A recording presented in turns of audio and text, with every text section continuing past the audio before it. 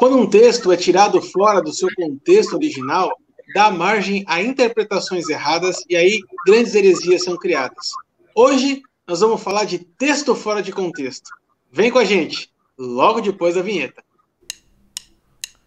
Os Paroleiros, todas as terças, quintas e sábados, uma nova roda de conversa bíblica e simples. Vambora, que hoje é dia de parola. Muito bom, pessoal, estamos de volta mais uma vez para uma super roda de parola inédita, a de número 68 já, meninos, 67, me perdi nas contas já, acho que é 68, né? É que a idade, né? A idade é normal, a gente já chega em um determinado momento que a gente não sabe fazer mais conta. Passou dos 60, já é maioridade. Exatamente. Então, parola número 68, a segunda dentro do tema heresias. Hoje nós vamos abordar textos fora de contextos que dão margem a interpretações as mais absurdas e esdrúxulas possíveis. E aí, oráculo, como é que você tá, lindão? Tô lindão, cara. E você, mente brilhante, tudo roxinho? Não fala assim do meu colar episcopal, por favor, tá? Vamos manter o respeito e a ordem e a decência entre nós. Positivo. Gente, antes da gente começar, então, nosso primeiro texto fora de contexto, vamos, então, ao nosso novo quadro, a pergunta do paroleiro. Temos aqui, então, a pergunta da paroleira, no caso, a Vânia Mara Gabriel de Souza, que fez uma pergunta para a gente baseada na parola sobre orações do Novo Testamento, no seu bloco 3. A Vânia, ela fez a seguinte pergunta: a oração que eu devo fazer é somente o versículo 17 de Efésios 1 ou não? Vânia, na verdade, naquela passagem, eu fiz a citação do versículo 17, mas você pode orar em cima do texto que vai do versículo 5 até o versículo 21, tá? Aqui, Paulo está fazendo uma apresentação, as argumentações sobre os motivos da sua oração, mas eu só pontuei o 17, mas você pode orar do versículo 5 até o versículo 21. Beleza? Faça como a Vânia. Se você tem uma dúvida, algo dentro desse assunto, manda pra gente. Na verdade, eu tenho uma correção. Ela tem que orar sempre, não só em cima desse versículo. Conhecendo a Vânia, eu falo uma coisa. Irmã, podemos continuar. Gente, meninos, vamos começar aqui, então, o nosso primeiro texto fora de contexto. A gente já tinha falado no começo da nossa roda de parola, lá na parola anterior, dizendo da importância, na verdade, a parola tema livre, né, sobre como nos relacionar com a nossa Bíblia. A gente falou da importância que é você entender o contexto em que o texto foi escrito. É o famoso quem, como, para quê e por quê. É para você poder ambientalizar o texto e poder fazer a interpretação correta das escrituras. Porque senão você acaba tirando isso de todo o contexto cultural e histórico, né? E isso cria grandes heresias. O texto que eu queria puxar para a gente hoje, primeiro texto desse bloco 1, é o texto de Filipenses 4:11, que é um texto que está em 7 em cada 10 carros de evangélicos pelas cidades, tem esse adesivo no vidro traseiro: tudo posso naquele que me fortalece. Tudo posso mesmo? Calma aí, qual que é a tua estatística aí que eu me perdi? 7 em cada 10 carros de evangélicos tem esse adesivo. Porque no meu não tem, no seu também não tem, e no Paulinho também não. É porque no meu está escrito presente de Deus. Não pode vender, viu? Não pode vender. Tem muita...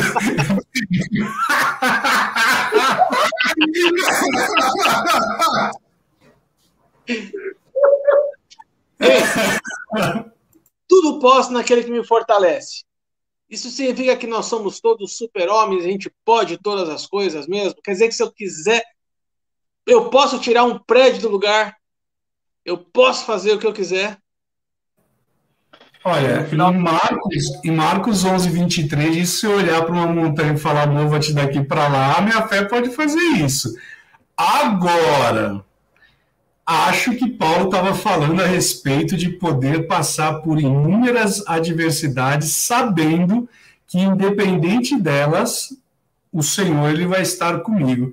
E aí é que está o ponto, quando a gente tira esse texto do contexto, e a gente vai achar que, de fato, a gente é um super-homem. Isso é um tema interessante, porque até na semana passada, conversando com umas pessoas na igreja, eu falei sobre isso, né? Muitas vezes nós, por falharmos na compreensão daquilo que a Bíblia está falando, a gente acaba se colocando como um super crente. Quando, na verdade, a gente tem que ser homem espiritual, isso é fato, né? Mas quando Paulo está falando aqui, Paulo ele começa a fazer uma narrativa interessante, né? Porque quando ele começa a falar, ele fala o seguinte: alegrei-me sobremaneira no Senhor, porque agora, uma vez mais, renovaste em favor. Ele começa a falar, ele fala assim: digo por essas coisas, não por causa da pobreza, porque aprendi a viver contente em toda e qualquer situação. Aqui é a chave, porque aí daqui ele deflagra dizendo: tanto sei ser humilhado, como também ser honrado. De tudo e em todas as circunstâncias já tenho experiência, tanto de fartura como de fome, assim de abundância como de escassez. Tudo posso naquele que me fortalece. Ou seja, independente da situação que eu vou passar, o Senhor ele vai estar ali me dando a ampla suficiência para suportar, passar por aquele momento, né? Se nós pegarmos lá Salmo 23, assim, ainda que eu passe pelo vale da sombra da morte, ele está falando que você vai passar. E diz lá, o Senhor está comigo. Então, ou seja, eu vou passar pela adversidade, eu vou passar pela situação, mas é o Senhor quem vai me fortalecer, vai me robustecer, quem vai me engajar para que eu não venha resvalecer na minha fé e eu possa continuar firme nas promessas do Senhor. Agora, olha só, o Will fez um destaque interessante. Você começou, Will, com um texto interessante, né? Quando você fala acerca da montanha, né? A palavra fala que aquilo que nós pedirmos em nome de Jesus, isso vai acontecer. Mas Paulo aqui não está falando nada acerca do uso da fé. Ele está falando dele, pessoa, homem, que aprendeu a lidar com as privações, com as provas, com as dificuldades, com as decepções, com os momentos difíceis. E nesse contexto, ele, Paulo, ele diz: eu posso passar por tudo isso. Né? Por quê? Porque alguém, o Senhor, me fortalece para passar por tudo isso. Aqui o que está em jogo não é o exercício da fé, né? O que está em jogo é o sustento que Paulo sabe que ele tem no Senhor. Isso faz toda a diferença, né? E aí, bem lembrado, a questão do Salmo 23, quando a palavra fala que nós vamos passar mesmo por circunstâncias difíceis, por vales de sombra de morte, né? Porque o Senhor ele vai nos conduzindo. Aqui o que está sendo expresso pelo apóstolo Paulo é a sua convicção acerca daquele que o acompanha, a sua convicção acerca daquele que se move junto com ele, ou até um pouco mais, daquele que o move, daquele que o direciona, né? E aí cai naquilo que o Arthur falou, não é um super-homem. Eu já vi esse versículo sendo usado, meus amigos, como passaporte de pecado. Passaporte de pecado. Sim, eu tudo posso naquele que me fortalece, né? Então ele permite que eu faça todas as coisas, ele permite que eu me comporte de todas as formas, e isso, quem sabe, seja de todos os absurdos que alguém pode inventar em cima desse texto, o maior de todos. Mas o versículo 13 ele é completamente subordinado ao versículo anterior.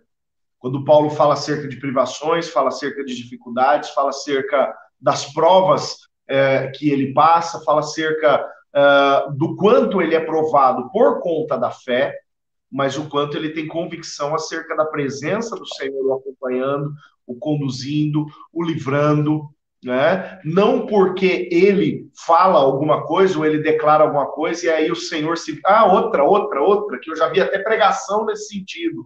Uma vez que o profeta fala e o Deus que se vire para atender porque foi o profeta que falou. Ninguém mandou Deus levantar o profeta como profeta. Rapaz... E aí qual é a base disso? Porque eu tudo posso naquele que me fortalece.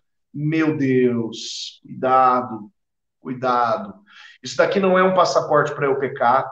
Isso aqui não é um passaporte para eu declarar aquilo que eu acho que Deus tem que fazer. Isso daqui não é um passaporte para eu encostar Deus na parede, dar ordens para Deus, ou determinar para Deus aquilo que eu acho que tem que acontecer.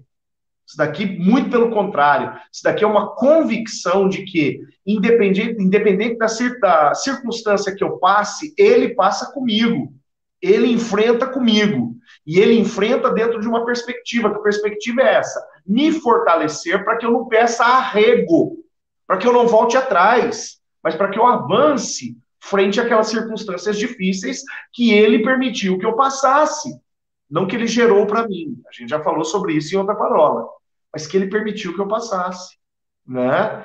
Então eu posso tudo, por quê? Porque alguém está me fortalecendo. Quem? O nosso Senhor. O meu Senhor está me fortalecendo para que eu passe pelas circunstâncias, crendo que eu posso enfrentá-las, crendo que eu posso passar por elas. E Paulinho, inclusive até curioso, até a gente destacar essa informação, que isso é um texto passado despercebido pelas pessoas, mas a carta de Paulo aos Filipenses, ele escreveu enquanto estava preso. Né? Então, você imagina um cara encarcerado, um cara, alguém que foi judiado, que foi batido, que estava amarrado, acorrentado, e mesmo assim ele fala assim, posso todas as coisas naquele que me fortalece. Esse que você falou, essa questão de força, né? Eu gosto muito de destacar, de fazer um comparativo desse texto de Paulo, quando ele fala a respeito de força. Vamos puxar a carta do mesmo Paulo, a segunda carta aos Coríntios, quando ele fala, quando eu sou fraco é que eu sou forte, né? Então, o poder de Deus se aperfeiçoa na minha fraqueza. Então, o texto está dizendo a seguinte coisa, é ele quem me fortalece. Não sou eu que sou forte por mim mesmo, né? Eu não posso fazer todas as coisas porque ele me encheu de músculos e agora eu sou fortão, mas não é que nem Sansão, né? Mas é alguém que me fortalece para poder enfrentar essa adversidade, né? É aquele que fortalece as minhas mãos e os meus joelhos. Quando a dificuldade chega, a gente pode acontecer tem gente que para de orar, tem gente que para de crer, tem gente que questiona o caráter de Deus. Quando o dia da adversidade chega, é muito comum a maioria das pessoas, parar de dobrar os joelhos, né?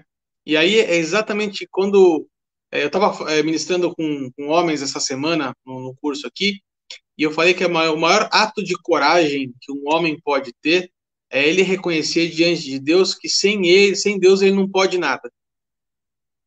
Que a força que ele tem não vem dele. Então, a partir do momento que ele estiver desconectado da videira, ele para de gerar vida, né? Então, o Paulo aqui está falando exatamente a mesma coisa. Olha, eu posso todas as coisas porque ele me fortalece.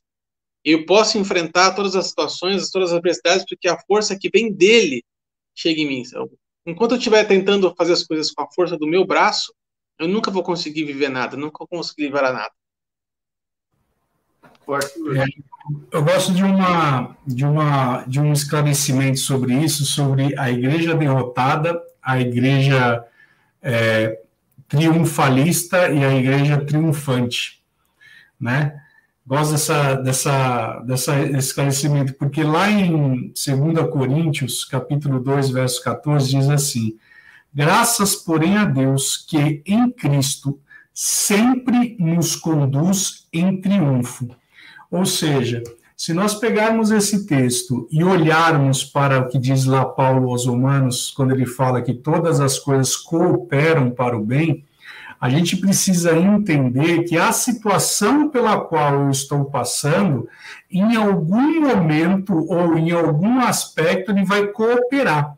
E aí, vamos pegar lá a história de José, fantástica história de José, né? Nós já ouvimos várias vezes aqui, tem uma pregação maravilhosa do Marco Feliciano, chamada O Sonho de José, onde ele fala sobre quando Deus ele muda todo o cativeiro de José, ele olha para aquilo e fala, ele transformou a minha maldição em bênção. Então, ou seja, aquele aspecto, todo aquele ambiente dele cooperou para que ele experimentasse de uma honra, de uma dupla honra.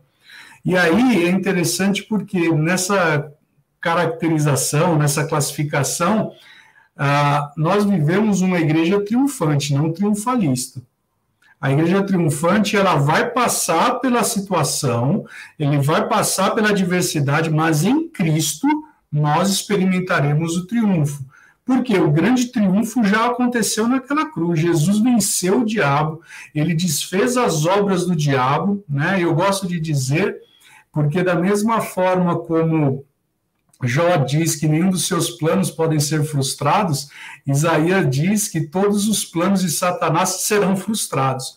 Então veja que é só uma questão do ponto de vista, onde nós estamos colocando o nosso foco, né? Então, se eu tenho a perspectiva que em Cristo eu caminho em triunfo, significa dizer que eu posso passar por todas essas situações adversas que Paulo está passando, mas eu sei que ele vai me fortalecer e ele vai me fazer passar em triunfo, porque no final ele vai montar uma mesa na presença dos meus adversários, ele vai ungir a minha cabeça e fazer o meu cálice transbordar. Will e Arthur, foi importante o Arthur colocar o contexto da prisão de Paulo, né? Lembrar o contexto da prisão de Paulo, porque isso tudo vai determinar aquilo que Paulo escreveu, né? É tão real que Paulo está escrevendo dentro de um contexto no qual ele está sob ameaça, que nós temos na Bíblia informação acerca disso, né? No próprio texto a gente tem informação acerca disso. A igreja está sob ameaça, né? O texto também vai deixar claro isso e a história vai deixar isso claro para nós. Por exemplo, por que Paulo introduz esse assunto? Paulo está falando da circunstância que ele está passando, né? Ele está falando da circunstância de aperto que ele está passando. Mas essa circunstância não é só dele, como alguém que está preso em Roma. Essa circunstância é também da igreja de Filipos. Por quê? Porque a igreja de Filipos ela estava dentro do território do Império Romano, que estava sendo governada desde o ano de 54 por um maluco chamado Nero, né? E Nero era o perseguidor de cristãos. Então, Paulo está escrevendo a sua carta aos Filipenses ali, quem sabe, pelo ano 59, 58, 59, quando no final das contas a perseguição ainda não está tão ferrenha, ela ainda vai piorar, mas é um dos piores momentos da perseguição vivenciada pela igreja desde a dispersão em Atos 8. E é tão real que os filipenses estavam passando que o versículo 19 vai deixar claro isso. O versículo 19 diz, meu Deus, segundo a sua riqueza em glória, há de suprir em Cristo tudo aquilo que vocês precisam. Né? Então, Paulo está falando, ele está declarando aos filipenses, ou sobre os filipenses, a mesma coisa que ele declara sobre si. Eu tudo posso naquele que me fortalece, e vocês também, justamente por conta desse momento de aperto que os cristãos passavam em referência à tirania do império que perseguia os cristãos. Então, de fato, o poder todas as coisas naquele que nos fortalece pressupõe um outro ensino de Cristo Jesus, de que nada que nós não venhamos suportar vai ser lançado sobre nós. Todo peso que é lançado ou que é permitido alcançar as nossas vidas, ele é permitido porque o Senhor conhece os nossos limites. Então, Paulo aqui, mais uma vez, ele está fazendo uma declaração disso, né, de que o Senhor conhece os limites dele e que o Senhor não vai permitir que algo maior do que aquilo que ele suporte venha alcançar a vida dele. Amém. Bom, eu acho que deu aqui para a gente falar sobre esse primeiro texto. Vamos chegar ao final desse primeiro bloco aqui, do bloco 1, então, da Parola 68, sobre textos fora de contexto. Esperamos você na quinta-feira com o bloco 2 e um novo texto que a gente vai trazer para vocês.